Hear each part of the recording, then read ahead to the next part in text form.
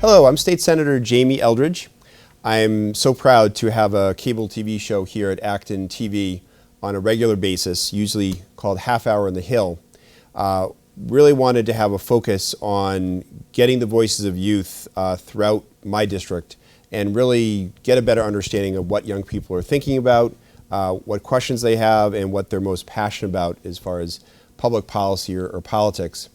One of the things that I was thinking about last year when I was running for re-election was that often elected officials or candidates for public office talk a lot about paying attention to youth voices. We have a lot of young people work on our campaigns, but then after we get elected, whether because of the media, whether because of elected officials, often the priorities of young people are not only properly communicated to elected officials, but often elected officials are not carrying out that agenda. So very proud to have a diverse group of young people from around my district, sort of around this region, to talk about what issues they're most passionate about and have some back and forth, as well as to answer some questions that they have of me as the state senator for the Middlesex and Worcester district. So I think we'll start with Renita. Renita, if you want to introduce yourself and talk about what you're passionate about, and thanks for being on the show. Okay, my name is Renita. I'm a junior at AB RHS, and I wanted to talk about infrastructure and transportation, because I know in America as a whole, our infrastructure isn't great. We have one of the lowest infrastructure grades of most developed nations, and specifically in Acton, I think our sidewalks are terrible. And they are. We either don't have sidewalks, or the ones we do have are like really old or just cut off at random places, and you have to cross the street a lot, and that can be pretty dangerous. And having the accessibility to walk places is really important, because that creates a lot of opportunities and to explore the world, improve, get a job, even get to school. A lot of people need to walk because they don't have access to other types of transportation. Mm-hmm. So I think in improving the sidewalks or improving other ways of public transport in the town would be really important. Absolutely. Yeah. And in terms of infrastructure, so the sidewalks is certainly something need to improve. Are there other things, we often talk about the public transportation in other countries, whether it's subways, trains, bus systems. So what in your ideal world, I think especially for young people, what do you think young people would like to see or would use, whether at Acton or parts of the state? I think personally, the most opportunities for really anything are in the city, so Boston.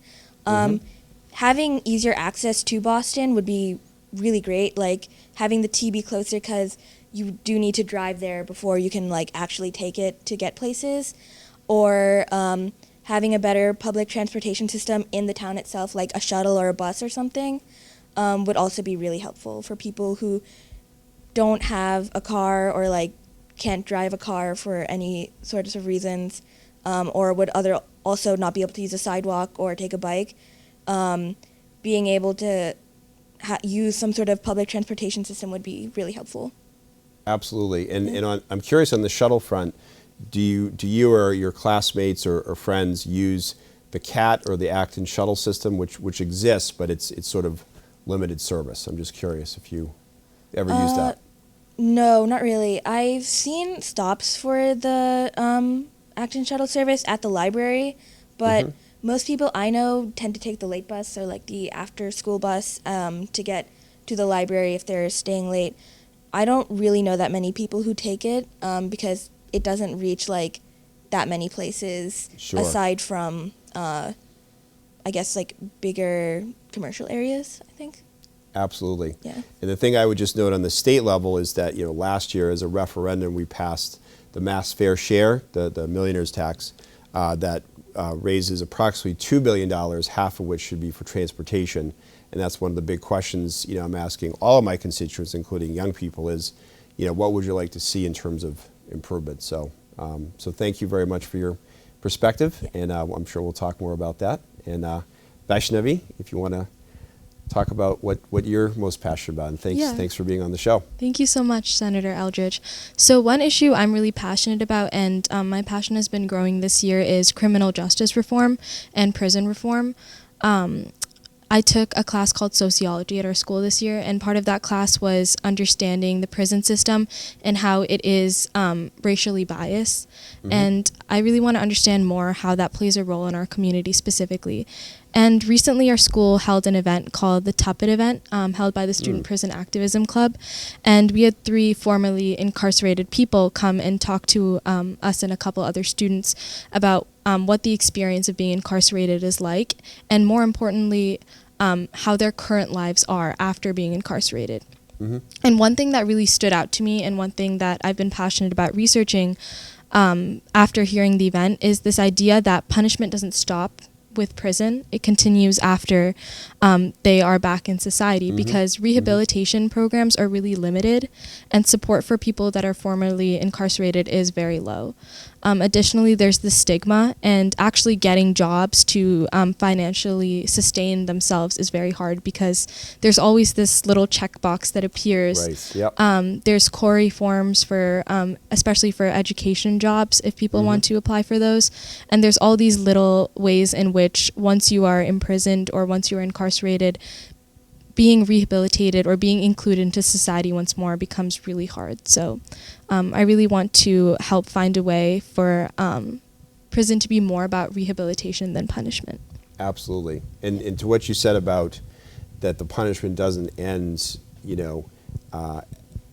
upon someone being released, that's such a common, complaint from formerly incarcerated people, is that it's, if the system is made up that you pay for your crime by being incarcerated, the thought is, well, okay, then after that you should be able to go and work or go to school or do whatever you wish, but to your point, that punishment continues in different ways.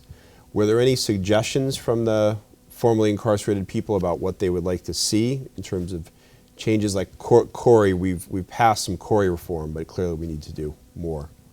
Yeah, I remember them mentioning, there wasn't a huge discussion on this, but just like getting rid of that checkbox, because if the point of prison is like a correctional facility, then that should be enough punishment. So just getting rid of that checkbox, I think, is the ultimate goal. Absolutely. But I would love to hear some of your own thoughts, as you're more informed on some of the legislation that's already happening.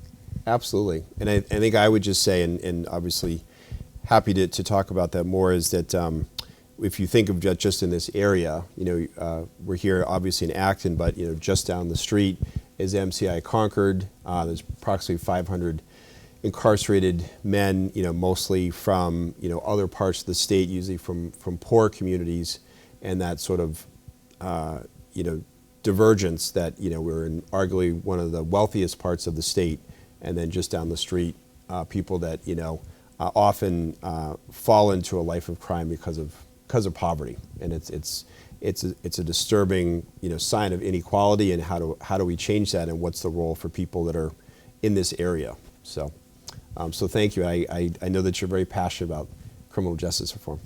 Thank you so much. Yep. Maria. One issue that I am particularly passionate about is how our school districts, how administration responds to incidents of racially motivated hate within the district. I think, especially like throughout all of my years of being in high school, we have had a multitude of events, of instances where we've had, either hateful language used, derogatory language used, hateful imagery, and the way that I feel like I personally feel like we are not doing enough to respond. Typically we have an email that is sent to us, to the students, informing us of the topic, and informing us that action is being taken. We don't necessarily get follow-up on what the result of that action or result of that investigation was. And I know that a lot of students, myself included, would like to know where this was taken, like if the pursuit of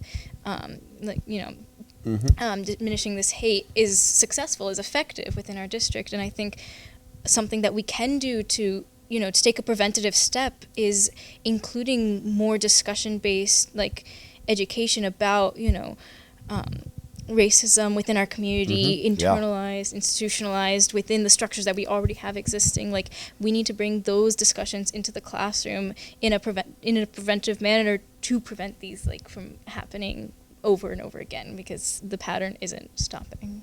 Absolutely. And remind me, what school are you at? Acton Boxborough Okay, Regional that's High what I School. thought. Yeah. Yes. And I often get those emails as well about, anti-Semitic, Islamophobic, racist, anti-LGBTQ graffiti or incident. Is, to your point, is what is the follow-up? Do you think that the curriculum needs to be strengthened to sort of better educate kids about the history of our country? Do you think that would help?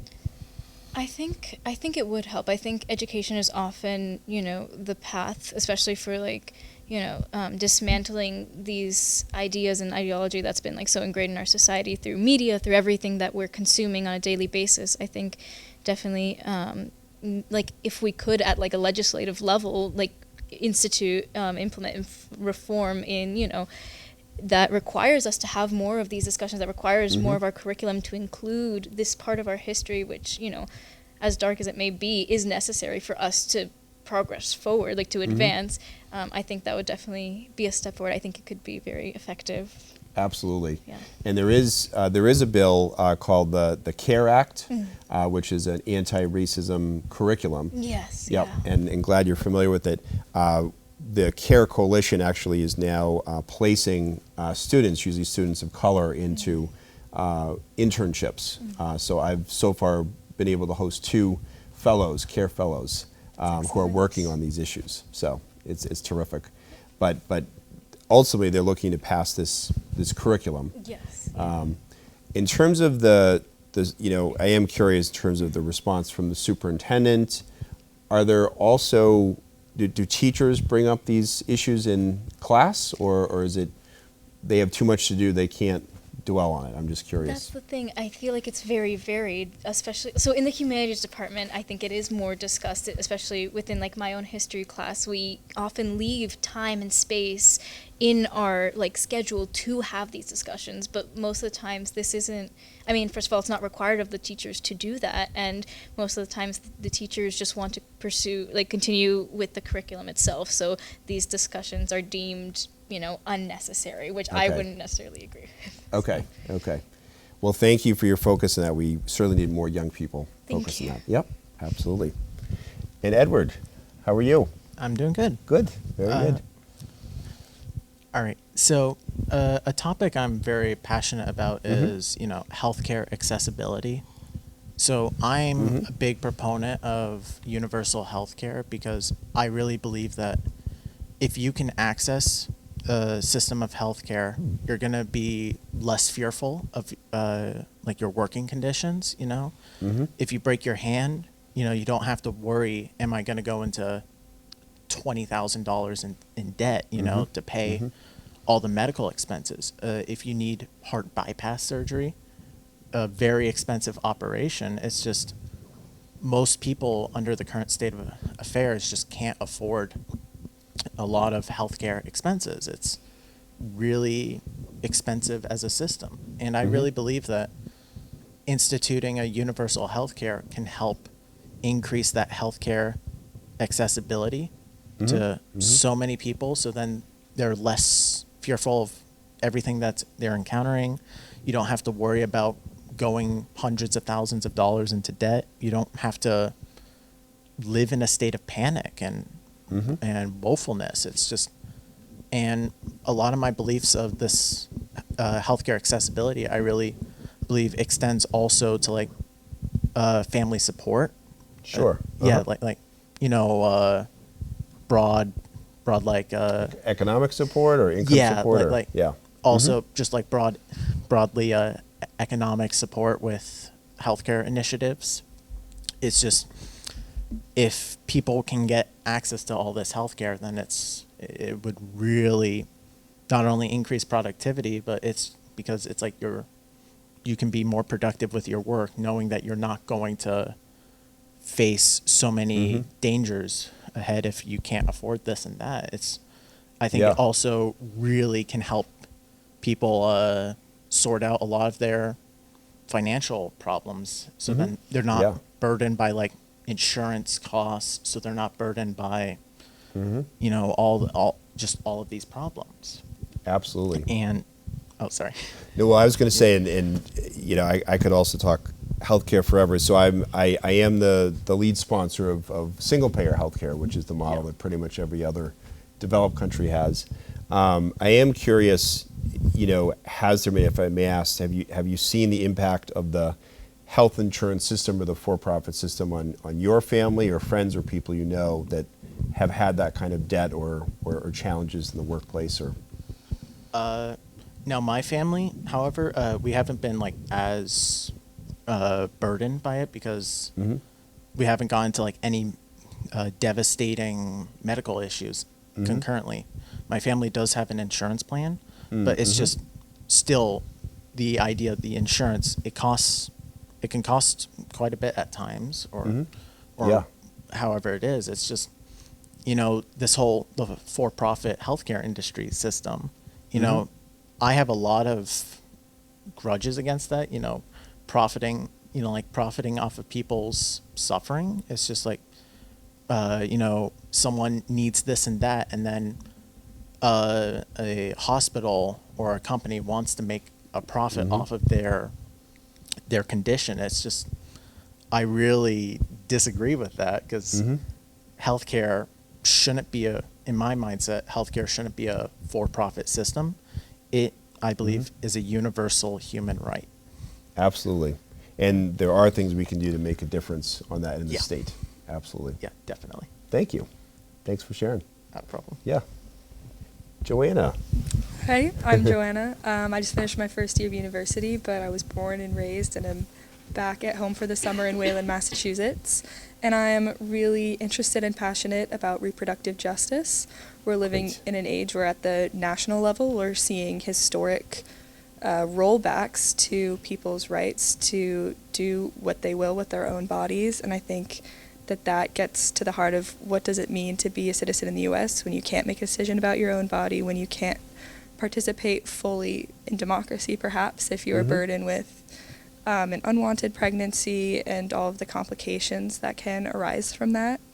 I'm lucky enough to live in Massachusetts where we have a lot of those rights codified at the state level. But I am really interested in hearing about, you know, what Massachusetts might be doing to prepare for the influx of people who might be coming in from out of state looking for those kinds of reproductive health care services.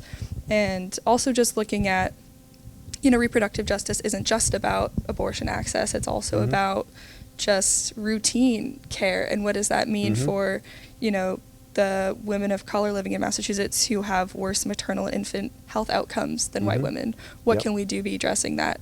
How can we make sure that queer youth are getting gender affirming care? How do we make sure that everybody is receiving equitable health care if they aren't insured? If, you know, there's a lot of different nuances and lenses, I think, that are really important to bring to the discussion about reproductive justice. So yeah, I'm just interested to hear what might be on the horizon in the State House for those issues. Absolutely, and we certainly, after the repeal of Roe v. Wade last session, you know, did take quick action. Yes. Although it was already put into statute, the right to an abortion. But to your point is that we are seeing more people from other states where there have been bans put in place, coming to Massachusetts for care. And so we have provided some funding to provide support for them. A lot of, you know, individuals and nonprofits have raised money to provide that support, you know, housing, you know, other supports. But yeah, it's a really, really scary time. And I think you made an excellent suggestion about what else we could do. It's sort of the full spectrum of pregnancy care. And that does not exist.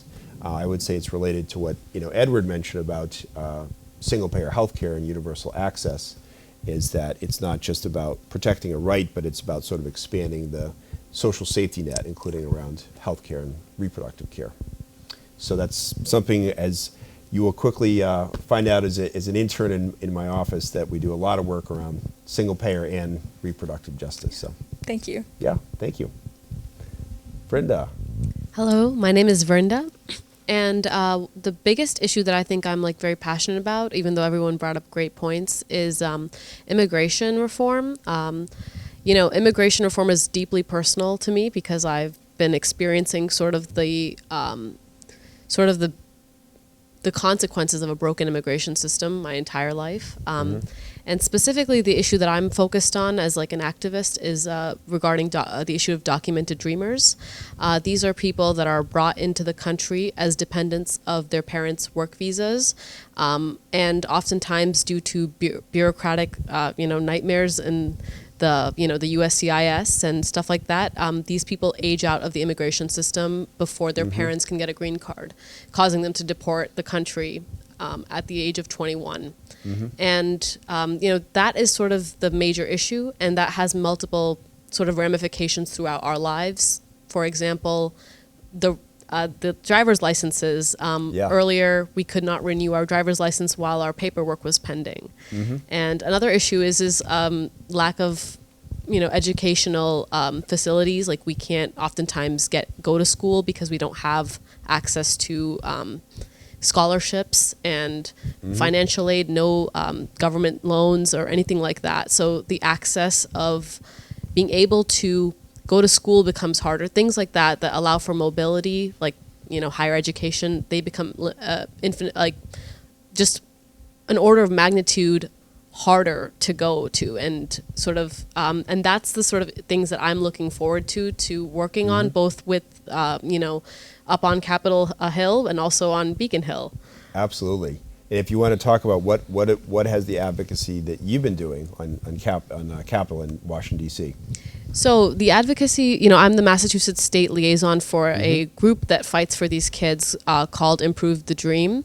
And the kind of advocacy that we've done is we've tried to work with the senators and congressmen on Capitol Hill to introduce a bill called America's Children Act, which would allow for a pathway to permanent residency for these people. Historically, unfortunately, these people have been left out of all kinds of reforms that have been presented, like, for example, the Dream and Promise Act, which is a phenomenal act that gets introduced every year, has historically excluded documented dreamers. So the concept is to try to, get some standalone bill that can then be put into a bigger package and move forward. And we've also tried working with the administration, and we've been able to get some reforms done. And that included, we made a very small reform like a couple months ago that basically meant that the child's age would be frozen not when the green card becomes available, but when the green card becomes available, but not when the final action date. It's a little complicated, but when there's like two processes, there's something called green card becoming available. That's when you're I-485, you can file that, and then there's something called like final date, like a final date. Previously, it was that more restrictive one. So we try to make it so that they can at least freeze the age when that happens, so that the child becomes 21, and that child age gets frozen earlier on, basically. Absolutely. And are there things that's mostly federal issues, but are there things that could be done at the state level? Yes, there are some things that can be done. For example, there's no access to scholarships for people. Right. Yep. So if there could be some level of, I know undocumented dreamers also don't get access to scholarships. So if, if we can open up bills and conversations about, giving people access to those things, that might be something to consider for sure. Absolutely. And thank you so much for being the lead in Massachusetts and telling your story and the story of, hundreds, thousands of people across the state. Sure. My pleasure. Yeah. Harish. I'm Harish. I'm a student at Littleton High School, and even though I'm an immigrant myself and immigration is one of my big topics, I will focus on my other main interest, which is criminal justice. Yes. So, 70 million Americans have a criminal record. In a nation of 320 million, 70 million have a criminal record. 47 million of those were misdemeanors. 12 million were convicted of felonies and weren't imprisoned. 8 million Americans were convicted of felonies and imprisoned. So here's why this becomes a problem. In certain states, you lose the right to vote once you're convicted of a crime. At the 2020 election, 5.1 million Americans could not vote because they committed a crime at some point in their life, which is 1 in every 44 Americans. And in some states, that's even higher. In Virginia, 500,000 people who finished their sentence in prison and finished probation could not vote in the election. Some states have picked up reform movements, but overall, there's still a large part of the nation where once you commit a crime, you're done. You can't vote. And 8% of all disenfranchised voters were African Americans. All other races, only 2% were disenfranchised. And that's not a coincidence. States with large African American populations also have a lot of felony disenfranchisement. Now, here's the problem. Here's another problem with this. Those who are imprisoned at any point in their life see a 52% decrease in income compared to people who grew up in similar areas. And those convicted of misdemeanors, which is 47 million Americans, see an average of 16% decrease compared to their peers who grew up in similar situations. 16% does not seem like a lot, but when you combine the whole United States and everyone who committed a misdemeanor, that's a loss of $240 billion. People who were once in prison will earn nearly $500,000 less than their peers over the course of their lifetime.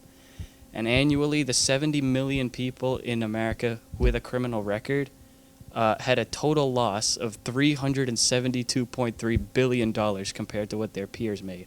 And to put that into perspective, $372 billion is enough to give every homeless person in America $500,000 up front. And the problem with that is 2/3 of that loss is from misdemeanors. So when they have lower income, the government will make less as well from income taxes, from property taxes, from sales taxes. And back to Vaishnavi's point is once they're released from prison, the punishment does not end. Right. 45% of people released from prison could not find a job their first year released. Job applicants who had a criminal record were 50% less likely to receive a callback interview. The problem with that is they don't even have the chance to explain themselves. And I like to add that of the 70 million Americans with a criminal record, 4 million committed a violent crime, which means that 66 million committed a non-violent crime and are now seeing a decrease in interviews. They're not able to make as much money. And so the final concluding problem with this, of the 700,000 people who were released from prison in 2005, more than 60% ended up back in prison. 63% went back to prison, and it doesn't stop with the people. It continues to their kids. The consequence of lower income will go on to their children because they'll have to settle in lower income areas.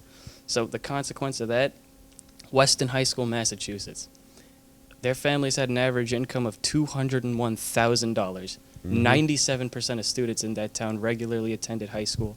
Only 0.2% had more than 9 unexcused absences. Let's go to North Adams High School in Massachusetts. With the average income of $32,000, only 89% attended. 26% had more than 9 unexcused absences, 1 in 4. So the problem with the criminal justice system, not only does it not let people continue their lives, it stunts economic growth for the U.S., and it continues generation by generation. And that ties into race and a lot of other factors as well. Absolutely. You clearly have done your homework. I'm trying to even think of a question to ask you. Is there one thing that you would like to see changed in terms of the criminal justice reform system, or you'd like to work on?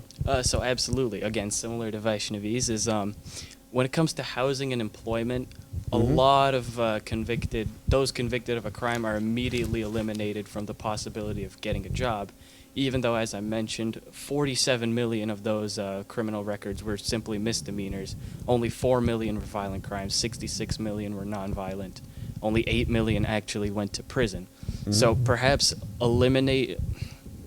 passing a law that doesn't allow, housing and employment elimination simply because of a conviction, and actually give them a chance to explain themselves, perhaps. Absolutely, and there are bills on that. So thank you. Really appreciate you being passionate about criminal justice reform.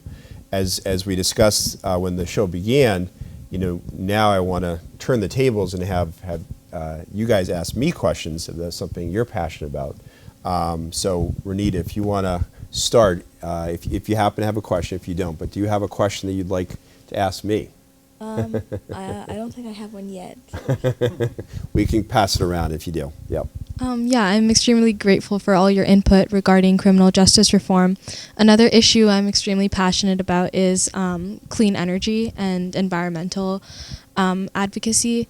I think that also intertwines really clearly with racial justice, because a lot of landfills and like nuclear sites and really harmful things relating to the way that we get our energy and different products are often placed near impoverished communities, or which are often Environmental justice areas. Yeah. So I was wondering what Massachusetts is doing to address this issue, because housing goes back like hundreds of years. It goes back a really long time. So Absolutely, yeah, and I would say not only the where the landfills, the incinerators are, but often where poorer people live are the most vulnerable for the impacts of climate change. If you look at Boston, some of the poorest neighborhoods in Boston are likely where the flooding will happen the most, and more often than not, poor families or poor neighborhoods don't have the resources to go anywhere else. So I think it's a great question. I will say I was proud to be one of the Senate sponsors of the environmental justice law, which sort of triggers stronger reviews and stronger protections for EJ populations, for neighborhoods or cities or towns. But we're seeing right now that there's a power plant being proposed in Peabody. There's the Weymouth gas compressor plant. There's a substation being built in East Boston. So clearly the law isn't strong enough. And I think the reality is that working class communities, poor communities don't have the same political power, quite honestly, of Acton or Sudbury or Concord or Littleton to stop these projects. And that's why, in my view, if we can move to 100% clean energy, then there won't be any need to build these gas-powered facilities or substations.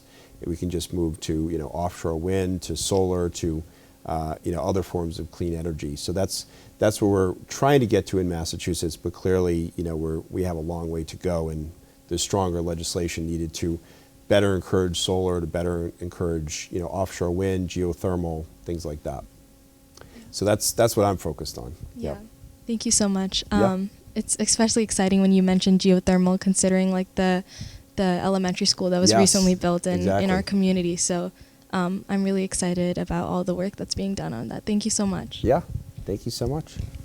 To piggyback a little bit off of what Vaishnavi started discussing, how have you been ensuring that there is an increasingly more prominent voice from poorer, impoverished communities in political discussions, in political legislation? Like, how have we been changing the trajectory of getting these communities to have a say in what is happening in the state of Massachusetts? Yeah, that's a great question, Maria, and it's also really difficult, because I think that the challenge is, and I'm seeing this right now, the Senate's going to debate a tax bill next week, and it includes some subsidies for more market rate housing, but in my opinion, not enough for low-income housing, and partly that more often than not, poor families, poor neighborhoods don't have, maybe not even the time, just surviving economically, to reach out to the legislators, not the awareness of what's going on. So I do think that part of it is the state better investing in community organizations, grassroots groups that can sort of lift up the voices of poor people, often people of color, so they can better communicate their wishes to the legislature. We're really not there yet, and so I think one of the things that I really try to emphasize in my Senate district, where there are communities like Marlborough, where about 2/3 of the kids are on free or reduced lunch, is making sure to be more accessible, doing more outreach, and sort of taking those stories, taking those sort of injustices, and telling them at the State House. So I think elected officials sort of need to do that, and recognize that often poor residents are, it's going to be difficult for them to always communicate that, but as elected officials, we're there to serve, all of our constituents. I appreciate that. Thank Yes, you. so, but a lot of work left to do. Yep, thank you so much, appreciate that. Edward. Yeah. So a question I have is, well, I'm also really big about, like unionization, labor protections. Sure. Mm-hmm. Yeah, that's something that a lot of my mindset is also big about. I'm just wondering, is there like anything in the state of Massachusetts or anything that's being proposed that would like protect the right to, the right to unionize, union jobs? Because it's like, I'm actually a member of a healthcare workers union, Mm-hmm. I think 1199. Okay, that's Yeah. great. Yeah, I'm That's actually great. a member of that union, but Mhm. I'm just wondering if there's like any proposed protections to organize. Yeah, absolutely, and there is the right to unionize, but I think going up against corporate power Yeah. is very difficult, and we saw this last year with one of the major hospitals in Worcester, where the mass nurses went on a strike, and as much as the nurses did a great job trying to ask for fairer wages, better workplace conditions, the company that's owned by a venture capital firm outside of Massachusetts was basically able to wait them out, and so the Yeah. final agreement really wasn't as great as the mass nurses had hoped. So I think that sort of speaks to what you mentioned earlier, is about sort of the social safety net and providing better supports. Is that if everyone had stronger financial supports, then if they did go on strike or had to leave the workplace, they would have those supports to sort of push back and fight for justice in a way, versus saying, well, I have to go back to this job or accept these benefits because there's no other way for me to provide for my family. Yeah. So that's the social safety net. Strengthening the social safety net is very critical, I think, to getting to stronger unionization. All right. Yeah, I appreciated that. Thank you so much. Yeah, thank you. Just knowing a little bit about how broad and awesome the priorities are for this year, if you had to identify, like 2 or 3 core issues, what would those be, and what are some of the biggest challenges that you foresee this legislative season? Yeah, and it's such a great question, because I think that unlike previous sessions where I would say we had, climate, the driver's license law, the millionaire's tax as clearly things we were going to tackle, it's really sort of uncertain, I think, what we're going to do on legislation this session, which in some ways is exciting in the sense that I think it creates an opportunity for issues to rise to the top. So, for example, Edward had mentioned unionization, labor rights, that's an issue that's really been ignored for years. There's a bill to increase the penalties for wage theft, which is massive in Massachusetts. There's legislation to basically improve working conditions, and then there's legislation around the gig economy to sort of push back on a lot of companies like Uber, Lyft, et cetera, that are really classifying tens of thousands of people as independent contractors, and therefore they don't get any benefits. So I'm hoping that labor law and labor protections rises to the top. I would say a lot of it also is carrying out what we've passed in the past couple sessions. So you're talking about climate change. We've passed some strong climate laws, but we're really not meeting our goals. So what is the administration doing to implement our laws? I talked about the mass fair share, the millionaire's tax. So what are we going to do on public higher education? What are we going to do on transportation? So I think it's uncertain, and I will say, just since we're a youth panel, is that I think I'm certainly seeing more and more young people get active on climate action. So I think that's a real area where elected officials are paying closer attention to climate issues. And I think around college, the cost of public higher education, community college, state university is so expensive that I think that is actually going to be a top priority, is making public higher education more affordable. Yeah, thank Yeah. you. Yep. Thank you, Joanna. So my question is regarding, obviously we've seen that a lot of the youth really want to.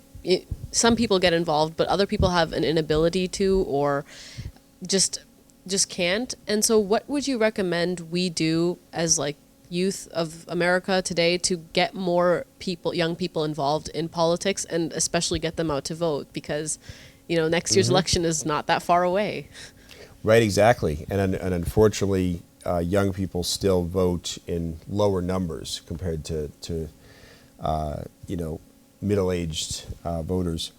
So I think that in talking about the beginning of this show about young people do so much to get politicians, candidates elected, and then often we're not listening to the voices of youth.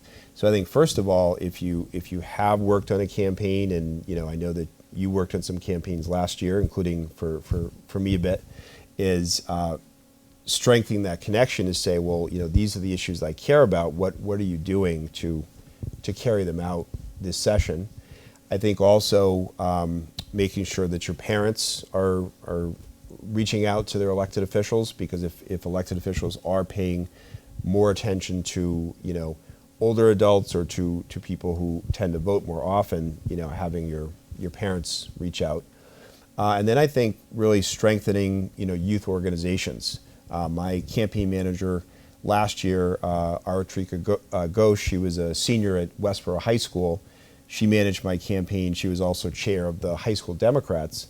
Is whether it's the high school Democrats, college Democrats, young professionals, is what is a very specific legislative agenda, maybe 4 or 5 issues, and then make sure to clearly communicate to elected officials what those priorities are.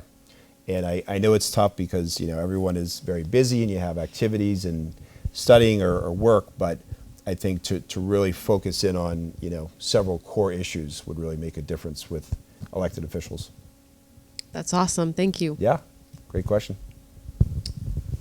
So, Senator, my concluding statement was about, incomes and education. Yes. So, areas with more expensive housing tend to have better school districts because local taxes fund schools.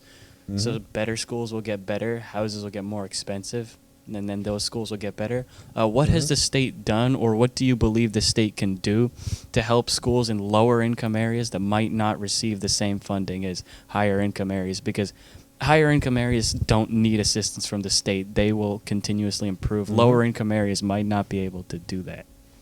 Absolutely. And great question. And I do think Massachusetts is better than most other states, partly because in our Constitution, the Massachusetts Constitution, arguably the oldest in the world, due to John Adams putting into the Constitution that there's a right to education, and therefore the courts have consistently ruled that our state funding formula has to provide more money to poor communities. And 2 years ago we did pass the Student Opportunity Act, which is providing billions more dollars, more often not to Lowell, to Lawrence, to Worcester, to Boston. So that's good. I think what's really concerning, though, and I was recently talking to the Senate chair of the Education Committee about this, is even those investments don't make up the sort of equity gaps of different outcomes based on poverty, often based on race. And that has to do with lack of economic opportunity in poor communities. It has to deal with often increased violence or lack of public safety in communities. So I think it's strengthening the social safety net. It's providing more economic opportunities for poor communities, and it's finding a way to provide other ways to stabilize families so they can focus on education. They can focus on sort of making sure the next generation has a better life than their parents did. So that's the piece. It's not just education funding, but it's also sort of the social safety net. Thank you, Senator. Thank you very much. very much. And I think that concludes. I want to thank all of you for participating in the youth panel. Your passion is really inspiring, the work that you're already doing. Thank you so much for the questions as well.